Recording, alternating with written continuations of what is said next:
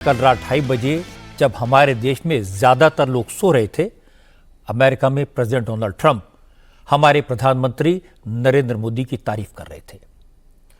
President Trump ने जिस गर्मजोशी से प्राइम मिनिस्टर मोदी को व्हाइट हाउस में रिसीव किया, जिस अंदाज में मोदी के लिए कुर्सी खींची, जैसे मोदी को बार बार करिश्माई नेता बताया।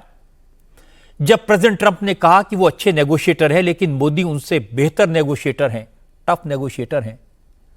जब ट्रंप ने कहा कि मोदी भारत में बहुत अच्छा काम कर रहे हैं, दुनिया भर में उनका जलवा है, और जब ट्रंप ने लिखा Modi is a great leader, तो ये सब देखकर हमारे देश में कुछ लोगों की नींद उड़ गई। मोदी ने एक ऐसा काम भी किया जिसे लेकर पाकिस्तान में बैठे आतंकवादियों और उनके आकाओं की नींद उड़ गई। मोदी ने अमेरिका को इस बात के लिए तैयार किया कि भारत में क्राइम करके अमेरिका भागे अपराधियों को भारत के सुपुर्द किया जाएगा, और इसकी शुरुआत 26/11 हमले के मास्टरमाइंड तैमूर राणा को भारत भेजने से होगी। जब सवाल बांग्लादेश का आया, तो ट्रंप ने बांग्लादेश के मसले को पूरी तरह प्राइम मिनिस्टर मोदी पर छोड़ दिया। ट्रंप ने कहा बांग्लादेश में अमेरिका का कोई रोल नहीं है। मोदी और ट्रंप की मुलाकात में ऐसी बहुत सारी अच्छी बातें सामने आई, लेकिन सबके मन में सवाल है, इन बातों से हासिल क्या होगा? असली बात तो ट्रेड की है। क्या अमेरिका भारत के प्रोडक्ट्स पर टैरिफ बढ़ाएगा? क्या अमेरिका तसव्वुर राणा की तरह खालिस्तानी आतंकवादियों को भी भारत को सौंप देगा? क्या अमेरिका में काम कर रहे भारतीय प्रोफेशनल की परेशानियां कम होंगी? इलीगल इमिग्रेंट्स को रोकने के लिए क्या दोनों मुल्क ह्यूमन ट्रैफिकिंग में लगे गैंग्स के खिलाफ मिलकर काम करेंगे? इन सब सवालों पर चर्चा करेंगे आज की बात में, लेकिन शुरुआत करते हैं उन तस्वीरों से जिनकी चर्चा आज पूरी दुनिया में हो रही है। व्हाइट हाउस की वेस्ट विंग में प्रेसिडेंट ट्रंप ने प्रधानमंत्री मोदी का स्वागत बड़ी गर्मजोशी से किया, गले लगाया। ट्रंप ने अपने 2 टर्म के बाद बीच के 4 सालों का जिक्र करते हुए कहा उन्होंने मोदी को बहुत मिस किया।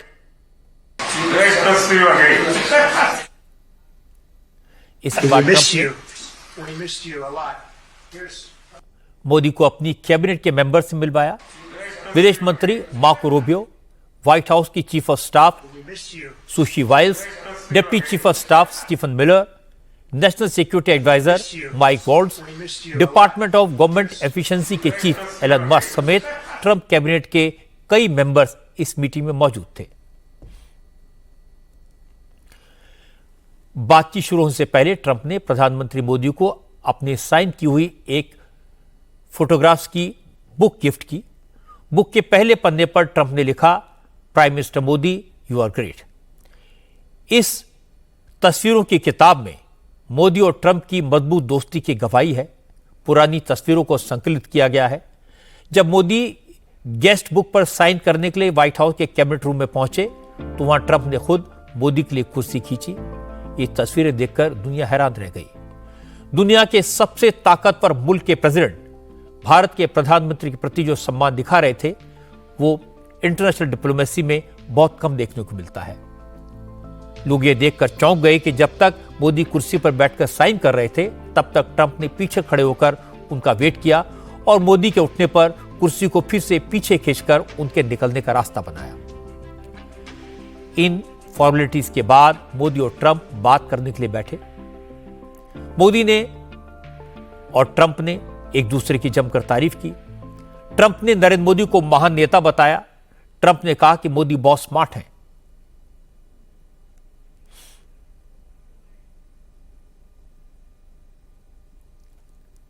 You're smart. And he's doing a great job in India. Everybody talks about it. He's doing a really fantastic job. A great leader. Great leader.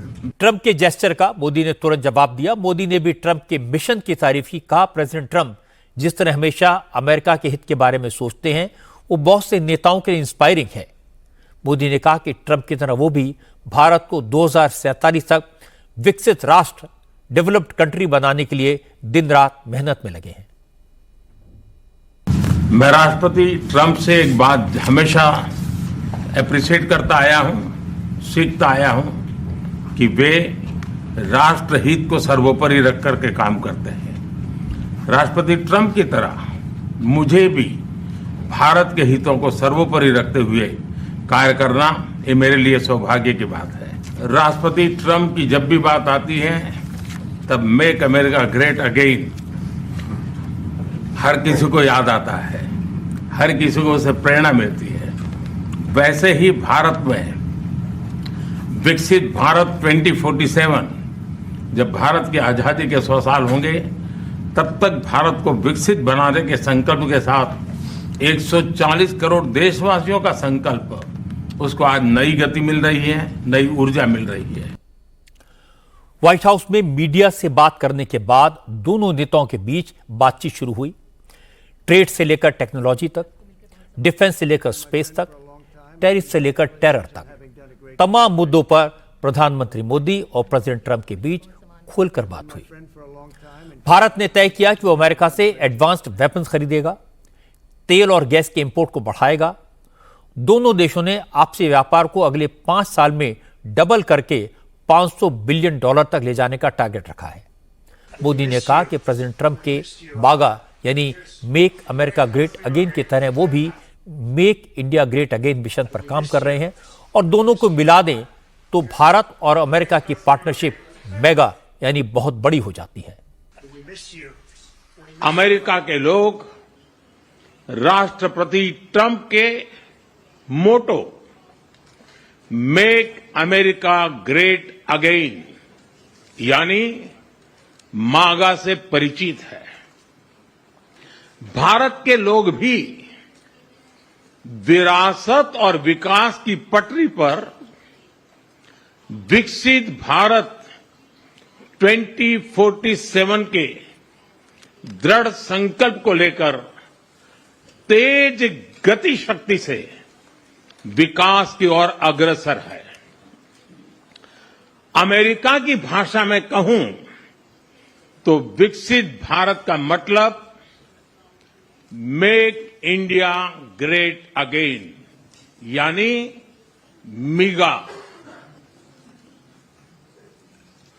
जब अमेरिका और भारत साथ मिलकर काम करते हैं यानी मागा,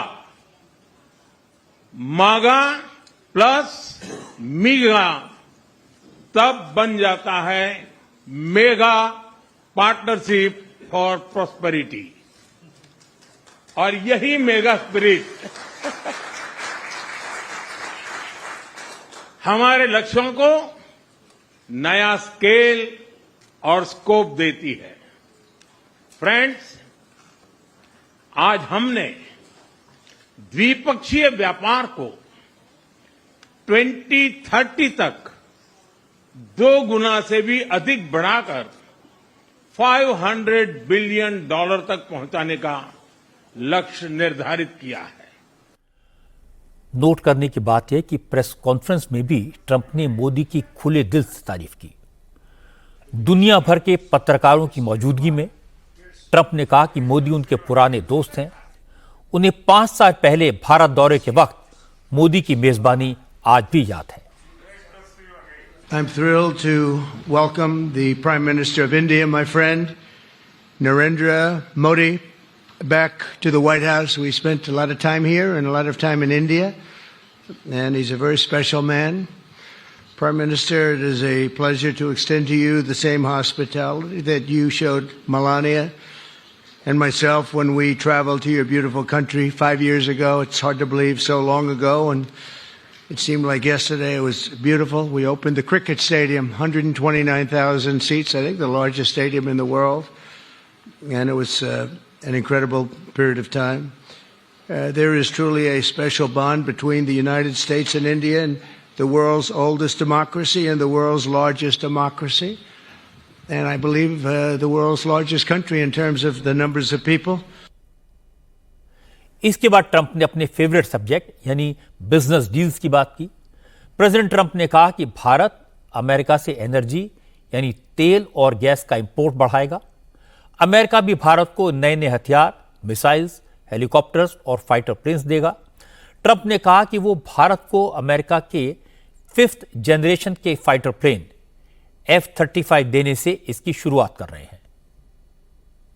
starting this year, we'll be increasing military sales to India by many billions of dollars. We're also paving the way to ultimately provide India with the F-35 stealth fighters.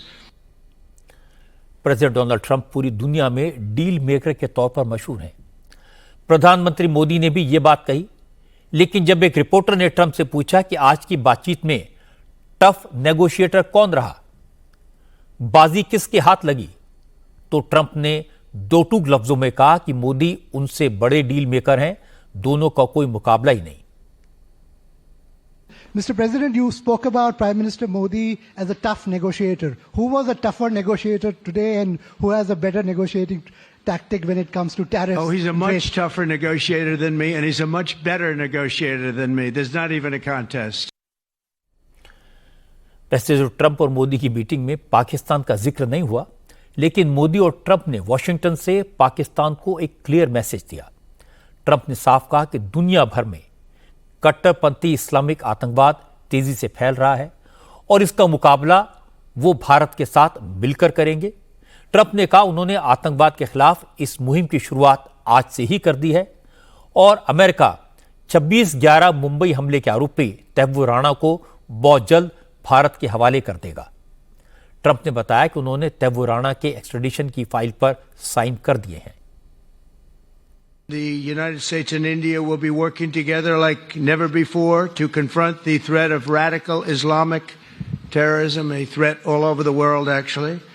Today, I'm pleased to announce that my administration has approved the extradition of one of the plotters and one of the very evil people of the world, and having to do with the horrific 2008 Mumbai terrorist attack, to face justice in India. So he's going to be going back to India to face justice. प्रधानमंत्री मोदी ने भी radical Islamic terrorism को लेकर Trump के बयान को support किया, Trump की बात को आगे बढ़ाया। मोदी ने कहा कि सीमा पार से जो आतंकवाद, जो टेरर नेटवर्क चलाए जा रहे हैं, उनका खात्मा करना जरूरी है, क्योंकि आतंकवाद दुनिया की प्रगति और शांति के लिए सबसे बड़ा खतरा है। आतंकवाद के खिलाफ लड़ाई में भारत और अमेरिका दृढ़ता से साथ खड़े रहे हैं।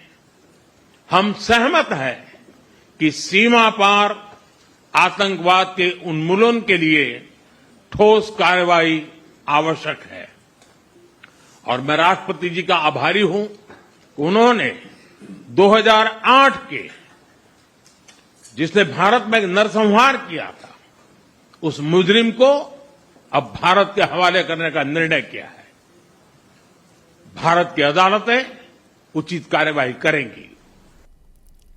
व्हाइट हाउस में बांग्लादेश के हालात का भी जिक्र हुआ। प्रेसिडेंट ट्रंप ने बांग्लादेश को लेकर एक बड़ी बात कही। ट्रंप ने कहा उन्होंने बांग्लादेश का मसला प्रधानमंत्री मोदी के ऊपर छोड़ दिया है।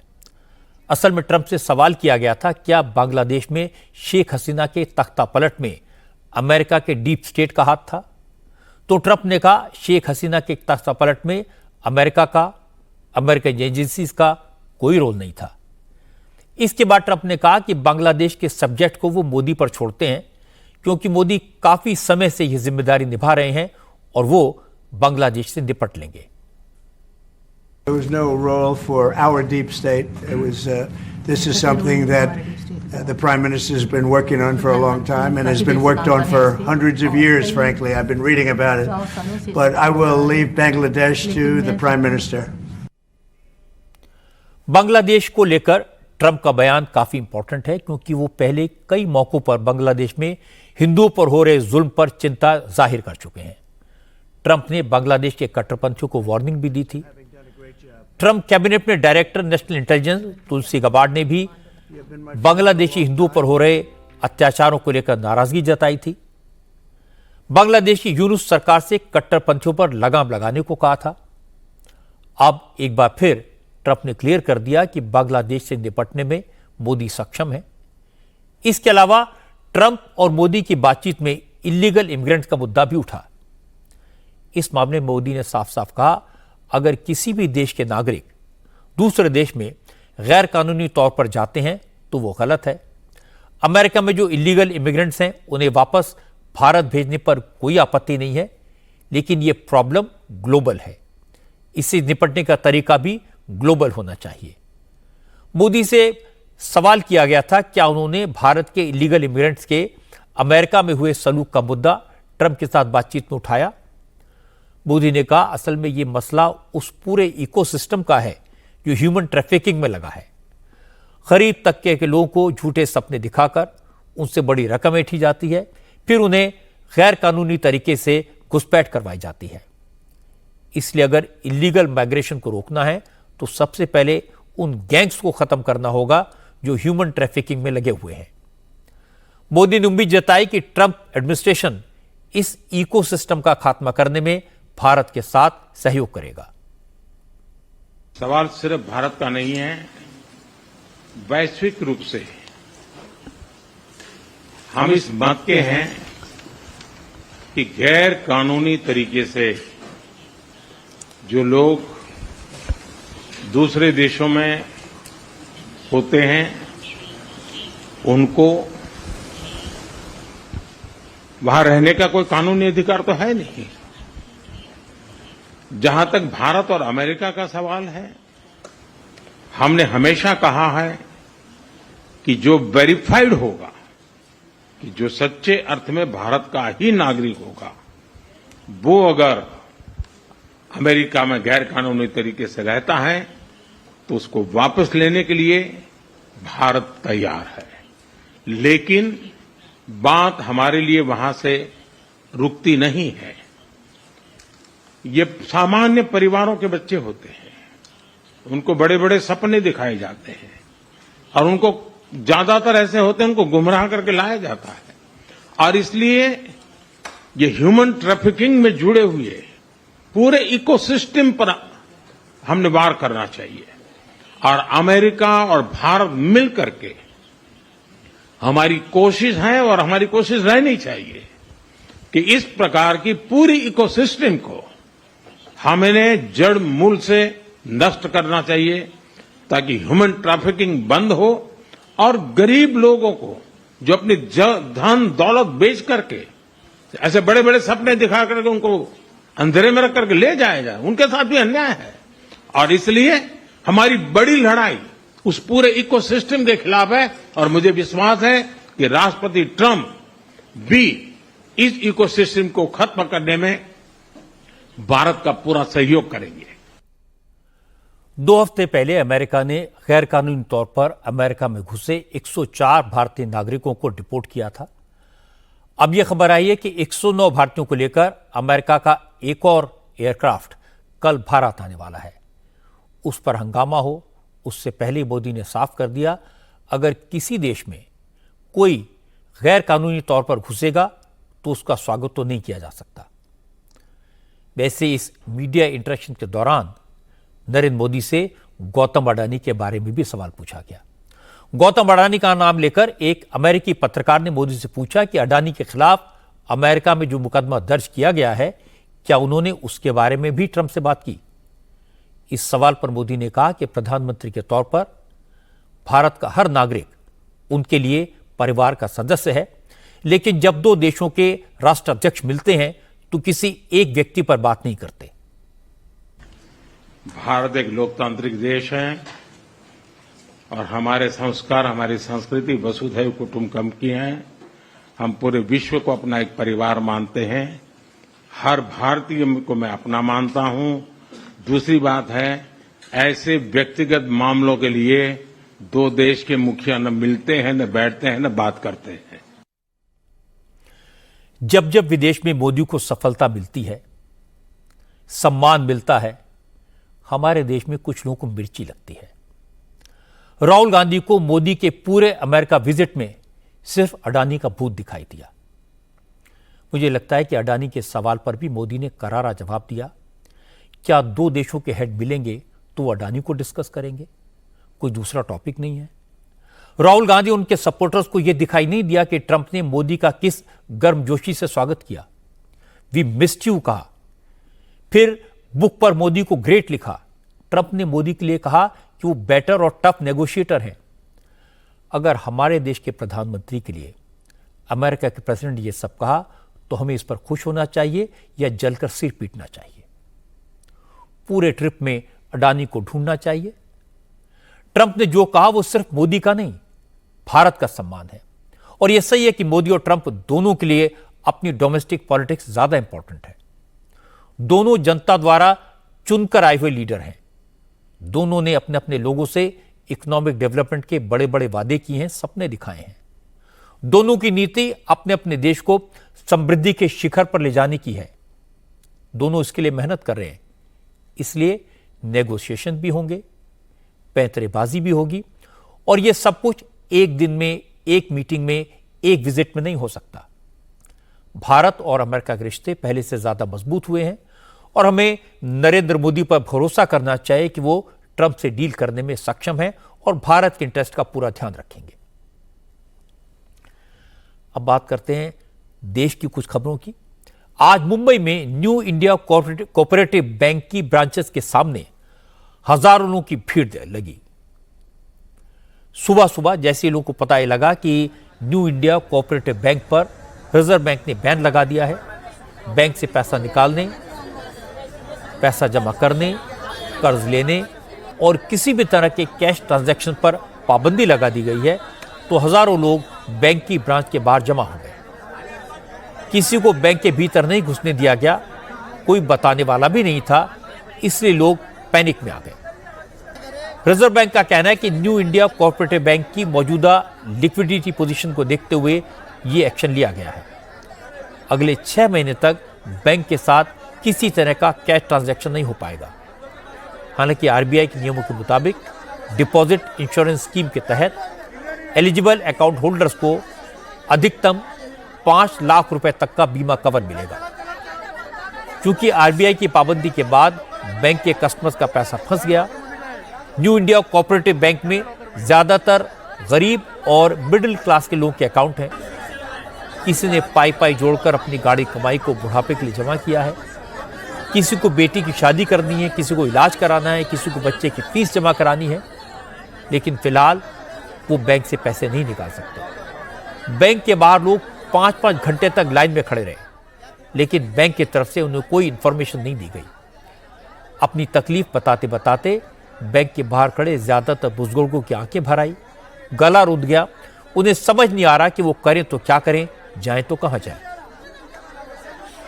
मैंने लगभग 82 के 81 में मैंने खाता खोला था, जब से यहाँ मेरा खाता चल रहा था। अभी आज मालूम पड़ा अचानक, तो मेरे होश उड़ गए। क्या परेशानियों का सामना करना परेशानी है, अभी रमजान आ रहा है, अब हम क्या करूँ, कैसे मैं मेरा खर्चा चलाऊंगा। अभी 15 दिन बाकी रमजान की। आज सुबह में मैसेज आया, मुझे मोबाइल बराबर देखना आता भी नहीं, डर लगता है कि कोई मैं बटन दबा दूं तो मेरा डिलीट ना हो जाए। और यहाँ तो यह गर्दी है, और मेरे खाते में 86,000 रुपये की 208 रुपया कुछ है, और मेरे लड़की खाते में 5,000 कुछ 1 लाख रुपया है, और 50,000 रुपया मेरी औरत क्या खाते में, और तो नहीं है मेरे पास कुछ। अब मैं क्या करूँ, कहाँ जाऊँ। अभी रमजान आने वाला 15 दिन के बाद में कैसे मैं मेरा घर चलाऊंगा, मेरे कुछ समझ में नहीं आ रहा। डायबिटीज से बहुत मन मेरे को, घर में कोई कमाने वाला नहीं है मेरे पास, लड़का मर गया से। आज 1-1 रुपये जमा करके वो 3 लड़की का शादी करने का पैसा जमा करा से। कितने पैसे अटके हैं दादी? 7 लाख। 7 लाख कहाँ से आ रही हैं? वो बोल लूंगी, अम्बा माता ना मंदिर में काम करती है, तो काम कर मेरे को समाचार मिला ना, एक भाग के आई हूँ। ये पैसे तो बहुत मेहनत से जोड़े होंगे आपने। हाँ, मेहनत कर 3 लड़की के लिए, पर आज तो नहीं मिलेगा ना। आज नहीं मिल पाएगा चाचा। वो खाता में है, ये तो मिलेगा ना, चालू खाता में तो कोई नहीं कहेगा। नाम बताइए। मेरा मिथिला यादव। मिथिला जी, कहाँ से आ रही हैं आप? कितना पैसा अटके? मैं बालाजी 1 नंबर बिल्डिंग से आ रही हूँ। मेरा 2 लाख रुपया है। रिक्शा चलाता है मेरा आदमी, उसमें से 1-1 रुपया बचा के हम लोग इतना दिन से रखा है। असल में आरबीआई ने न्यू इंडिया कोऑपरेटिव बैंक पर कैश ट्रांजैक्शन की पाबंदी कल ही लगा दी थी, लेकिन कस्टमर्स को इसकी जानकारी आज उस वक्त मिली जब बैंक की तरफ से फोन पर मैसेज भेजा गया। इसलिए आज सुबह से ही बैंक के बाहर हजारों लोग जमा होने लगे। भारी संख्या में ऐसे लोग पहुंचने लगे जिनके इस बैंक में लॉकर हैं, लॉकर में गहने हैं, कैश है, जमीन और प्रॉपर्टी के कागजात हैं। ये लोग भी अपने बैंक लॉकर से सामान निकालने पहुंच गए। हालांकि बैंक लॉकर को ऑपरेट करने पर पाबंदी नहीं है, लेकिन भीड़ ज्यादा थी, इसलिए इन लोगों को भी बैंक में नहीं घुसने दिया गया।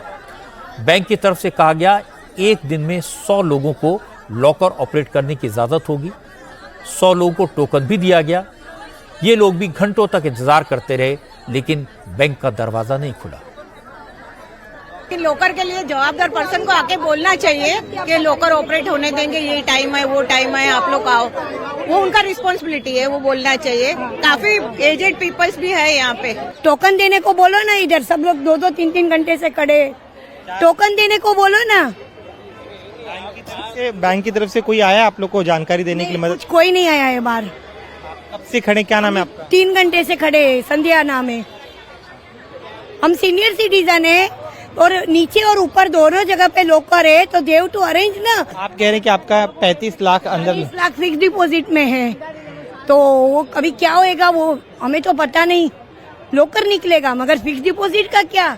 We had done before 5 days only. अच्छा, 5 दिन पहले ही आपने 40 लाख FD किया है? हाँ जी। 5-5 जन को भेजो ना, सब अलग अलग जगह पे भेजो ना। वो कितनी देर खड़े रहेंगे? 3 बजे बंद कर देंगे तो फिर के लिए कोई आया नहीं अभी तक? अरे लाइन भेज रहे, एक दो भेज रहे तो थोड़ी चलेगा। बैंक तो डूब ही गया है अभी, ठीक है ना।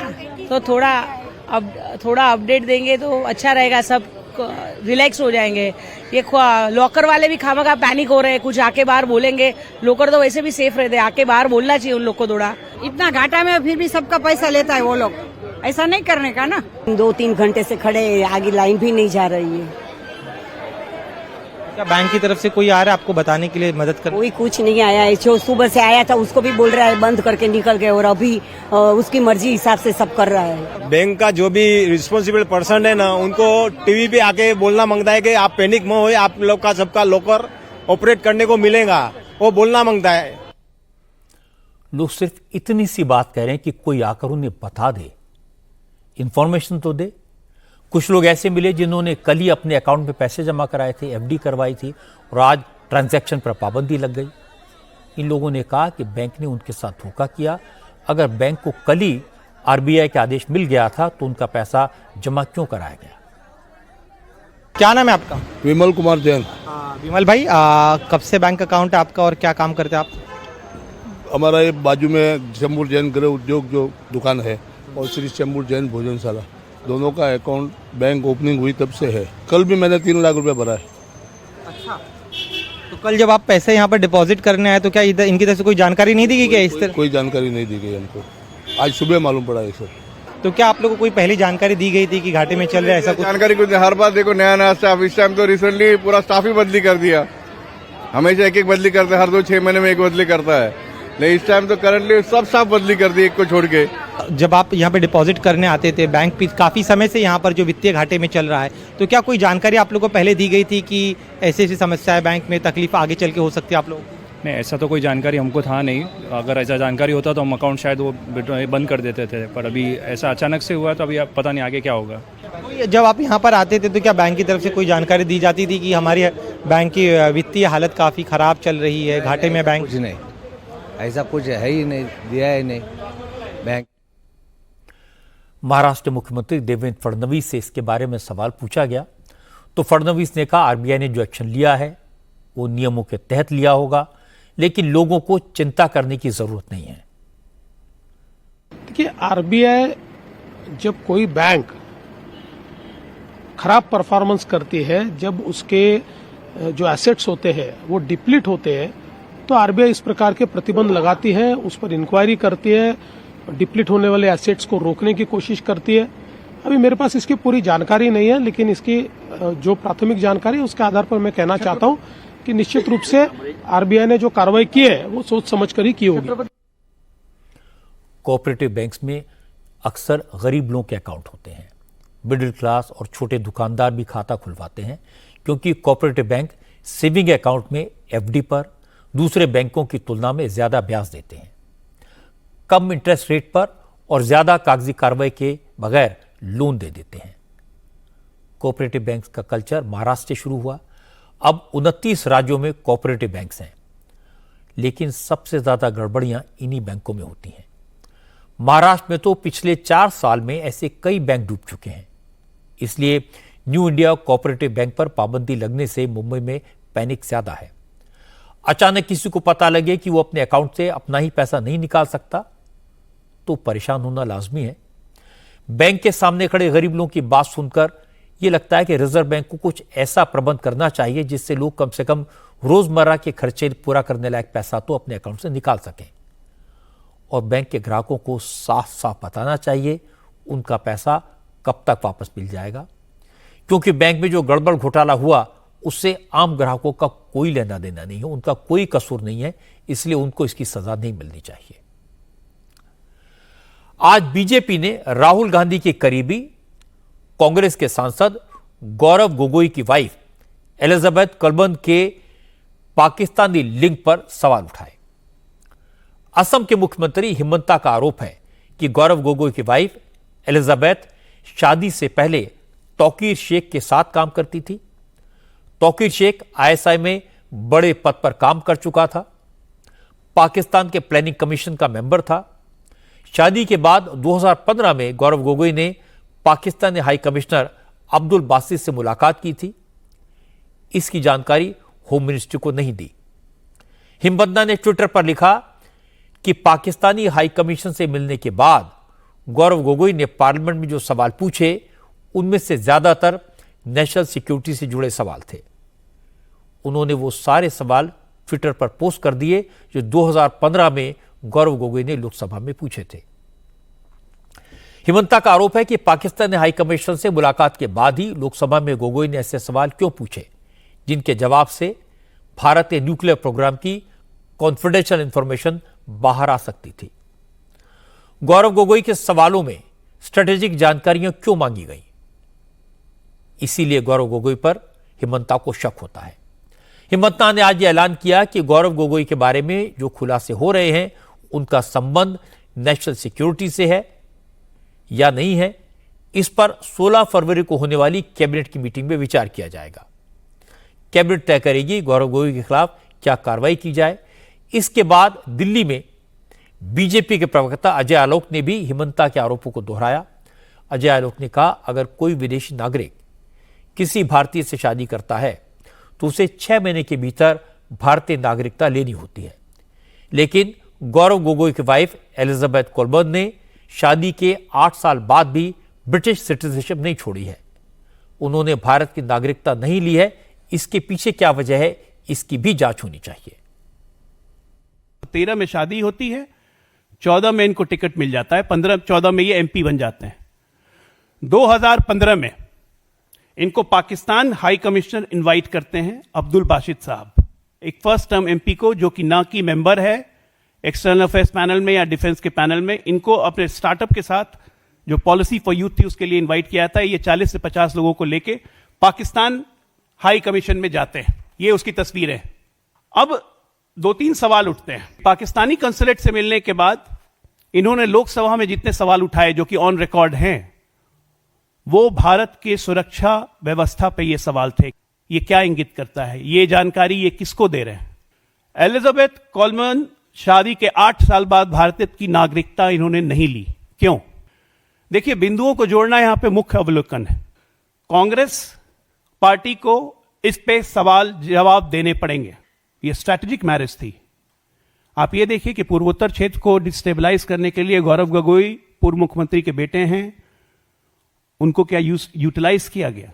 क्या गौरव गोगोई ये जानते थे कि उनकी पत्नी आईएसआई एजेंट के साथ काम कर रही हैं? क्या गौरव गोगोई ये जानते थे कि सेनेटर टॉम उबल जो हैं वो पाकिस्तान को फंडिंग बढ़ाने में, पाकिस्तान को हेल्प करने में, अमेरिकन सेनेटर खुले तौर पे उनके साथ ये काम करती थी और उनके जॉर्ज सोरोस से नजदीकी संबंध है? तो क्या ये स्ट्रैटेजिक मैरिज थी और जानते बूझते ये काम किया गया था?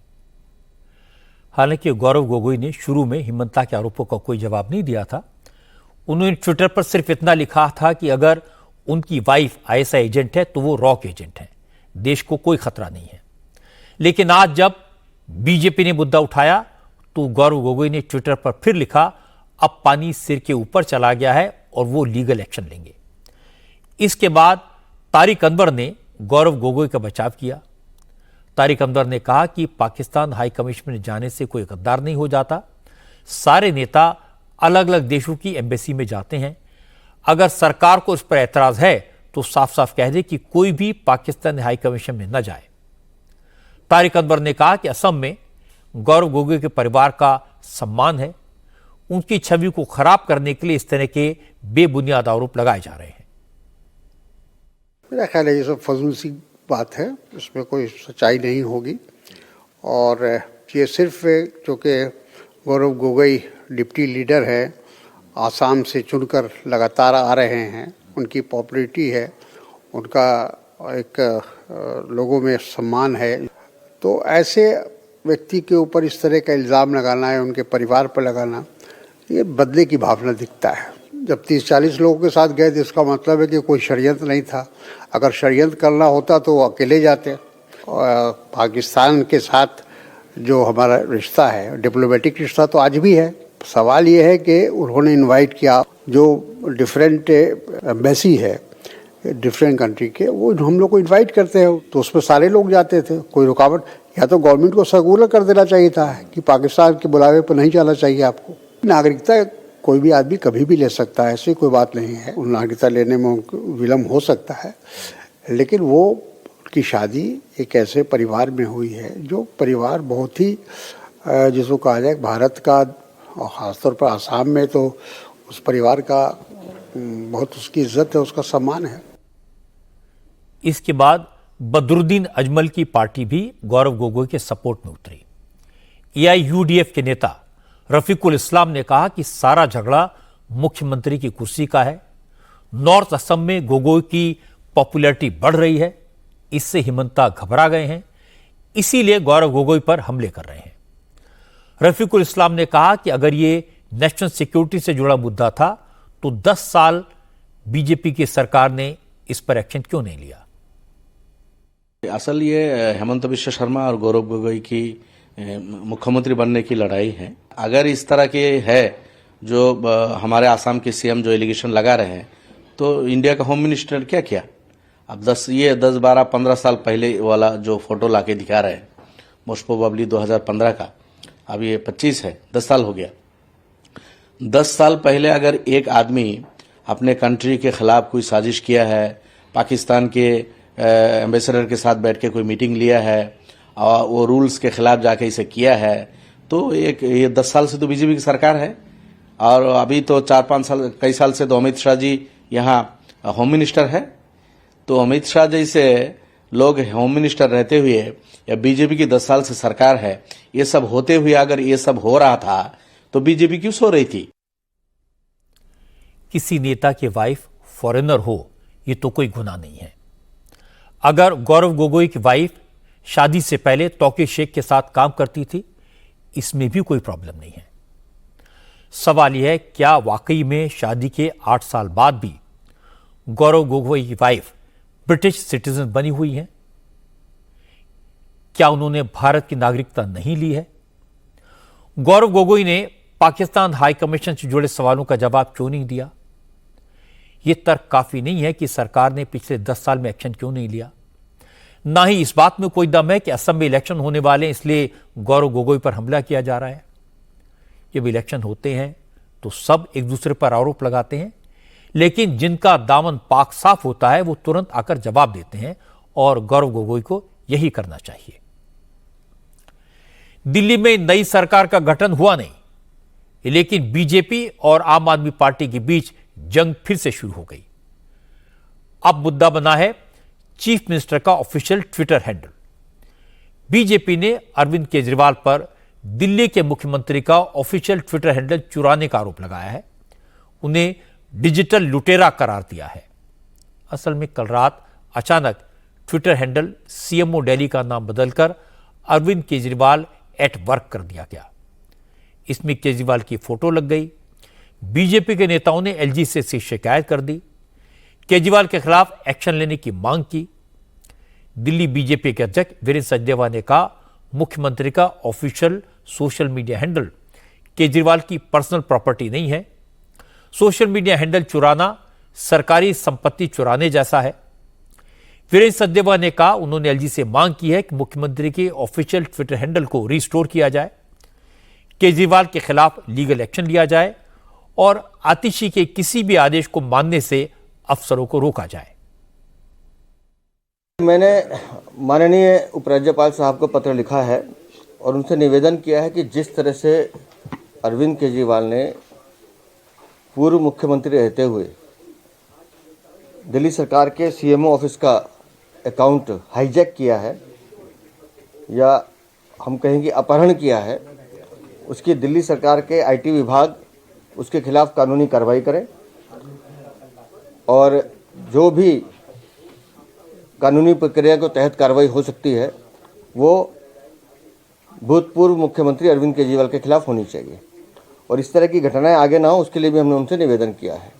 और साथ ही साथ हमने दूसरी जो विषय उसमें लिखा है कि वो कि दिल्ली की कार्यवाहक मुख्यमंत्री आतिशी मार लेना जिस तरह से भ्रांति फैला रही हैं, जिस तरह से झूठ बोल रही हैं, तो तुरंत पावर डिस्कॉम्स को भी आदेश दिया जाए कि वो स्वयं सामने आकर वस्तुस्थिति स्पष्ट करें कि किस तरह से दिल्ली की कार्यवाहक मुख्यमंत्री जनता को धोखा देने का और झूठ बोलने का काम कर रही हैं। इसके बाद विजेंद्र गुप्ता ने आरोप लगाया कि दिल्ली सरकार के ऑफिशियल यूट्यूब चैनल से वीडियोज डिलीट किए जा रहे हैं। गुप्ता ने कहा अपनी पोल खुलने के डर से केजरीवाल सरकारी डिजिटल डॉक्यूमेंट्स हटवा रहे हैं। जैसे ही इस मामले में विवाद बढ़ा तो केजरीवाल एट वर्क के ट्विटर अकाउंट को डिलीट कर दिया गया। इसके बाद दिल्ली सरकार की तरफ से ट्विटर से सीएमओ दिल्ली अकाउंट को रिस्टोर करने की रिक्वेस्ट की गई। फिर आतिशी ने इसे लेकर सफाई दी। उन्होंने कहा इस विवाद की कोई वजह नहीं है क्योंकि इसका सरकार से कोई लेना देना नहीं है। अगर कुछ गलत हुआ है तो सोशल मीडिया प्लेटफॉर्म की जो लीगल पॉलिसी होगी उसी के हिसाब से एक्शन लिया जाएगा। ट्विटर जो अब एक्स के नाम से जाना जाता है उसकी बहुत क्लियर कट पॉलिसीज हैं अकाउंट ओनरशिप को लेके, बहुत क्लियर कट लीगल गाइडलाइंस हैं। तो जो लीगल गाइडलाइंस हैं उनके अनुसार ट्विटर के हैंडल को जो भी एक्शन लेना है वो लिया जाएगा। दिल्ली में अभी नई सरकार का गठन हुआ नहीं, मुख्यमंत्री का नाम तय हुआ नहीं, लेकिन मुख्यमंत्री के ट्विटर हैंडल पर झगड़ा शुरू हो गया। यह सिर्फ ट्रेलर है। सरकार बनने के बाद इस तरह के और प्रत्यारोप रोज देखने को मिलेंगे। फिलहाल सबको इंतजार है बीजेपी के एमएलए के मिलने का, अपना नेता चुनने का, लेकिन मुख्यमंत्री कौन बनेगा इसके बारे में अभी डेफिनेटली कोई कुछ नहीं कह सकता। महाकुंभ में श्रद्धालुओं के पहुंचने का सिलसिला जारी है। आज संगम में 96 लाख लोगों ने डुबकी लगाई। महाराष्ट्र के चीफ मिनिस्टर देवेंद्र फडणवीस भी अपने परिवार के साथ त्रिवेणी में डुबकी लगाने पहुंचे। योगी आदित्यनाथ ने बताया कि महाकुंभ में आने वाले श्रद्धालुओं की संख्या आज 50 करोड़ को पार कर गई। योगी ने कहा कि देश में सनातनियों की जितनी आबादी है उसमें आधी आबादी महाकुंभ में जाकर संगम में डुबकी लगा चुकी है। यह सिर्फ सनातन के लिए गर्व की बात नहीं है, बल्कि इससे यूपी की इकोनॉमी को भी जबरदस्त बूस्ट मिलेगा। असल में अखिलेश यादव लगातार महाकुंभ के इंतजामात पर सवाल उठा रहे हैं, सरकार से कुंभ में खर्च का हिसाब मांग रहे हैं। इसीलिए योगी ने कहा जो लोग महाकुंभ के खर्च को लेकर उंगली उठा रहे हैं उन्हें जान लेना चाहिए कि महाकुंभ में सरकार ने सिर्फ 1500 करोड़ रुपए खर्च किए। करीब 5000 करोड़ रुपए प्रयागराज के विकास पर खर्च हुए हैं और महाकुंभ के दौरान 3 लाख करोड़ का बिजनेस जनरेट हुआ।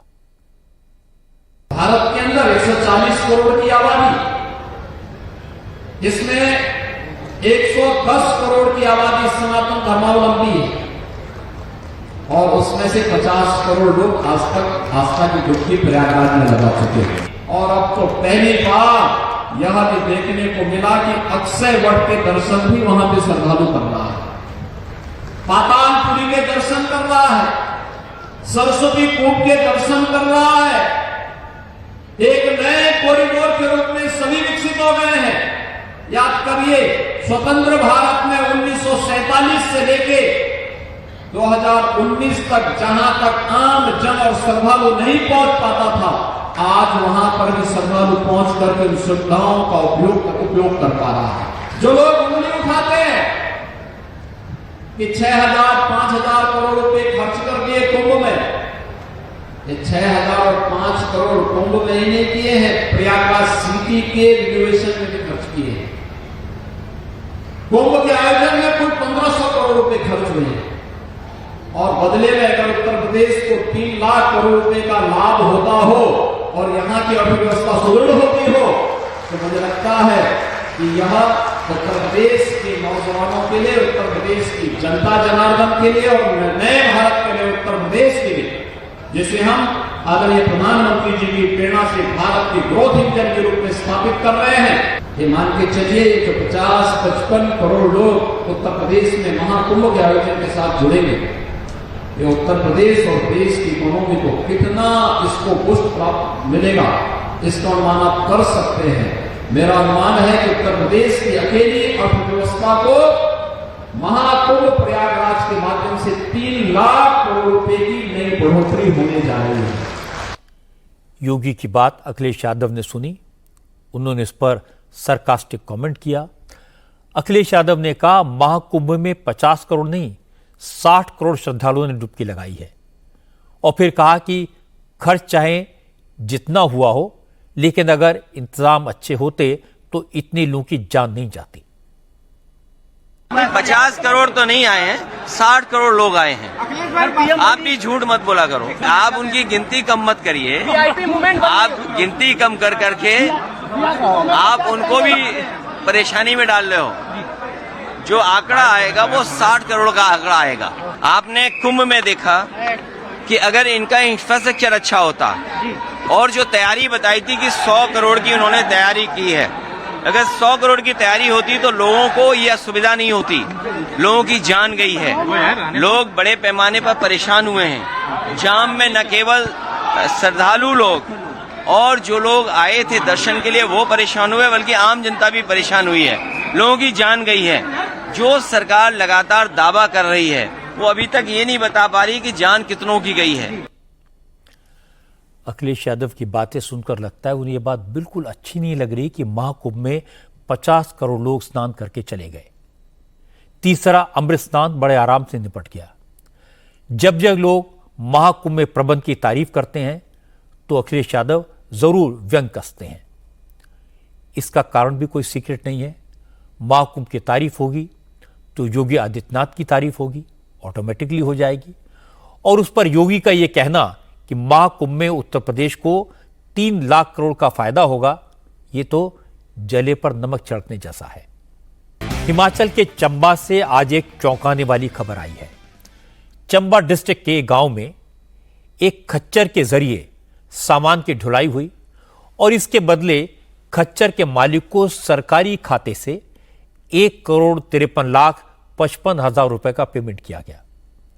पता चला कि चंबा के सनावल गांव में सरकारी बिल्डिंग बनाने के लिए रेत और बजरी की ढुलाई होनी थी।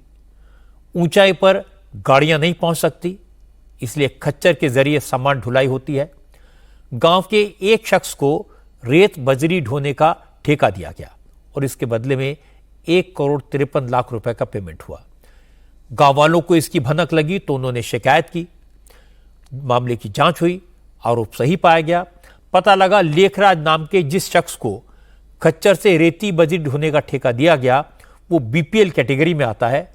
उसके पास एक ही खच्चर है और उसने एक ही खच्चर से 1.5 करोड़ से ज्यादा रुपए कमा लिए। बाद में लेखराज के अकाउंट्स की जांच की गई तो पता चला कि ढुलाई के बदले जो पेमेंट हुआ उसमें से ज्यादातर पैसा जिला पंचायत के पूर्व मेंबर, गांव के प्रधान और पूर्व प्रधान के खातों में ट्रांसफर किया गया। अब सारा मामला सामने आ चुका है। पेमेंट के बाद एस्टेब्लिश हो चुकी है। किन किन खातों में पैसा ट्रांसफर हुआ है यह भी पता लग गया है। इसके बाद भी चंबा जिला प्रशासन ने इस मामले की जांच के लिए कमेटी बना दी है। यह हैरानी की बात है। ऐसा लगता है कि अब प्रशासन इस मामले को दबाने की कोशिश कर रहा है। चलते चलते आपको बता दूं कि आजकल ममता कुलकर्णी एक बार फिर चर्चा में है। ममता कुलकर्णी एक बार फिर किन्नर अखाड़े की महामंडलेश्वर बन गई हैं। कुछ दिन पहले उन्होंने इस पद से इस्तीफा दिया था। 2 हफ्ते पहले ममता कुलकर्णी आपकी अदालत में मेरी मेहमान थी। उनसे महामंडलेश्वर बनने पर काफी लंबी बात हुई थी। उनका शो जबरदस्त हिट हुआ। जनता की डिमांड पर यह शो कल रात 10 बजे एक बार फिर टेलीकास्ट किया जाएगा। तो आपसे मेरी मुलाकात कल रात 10 बजे होगी आपकी अदालत में ममता कुलकर्णी के शो में।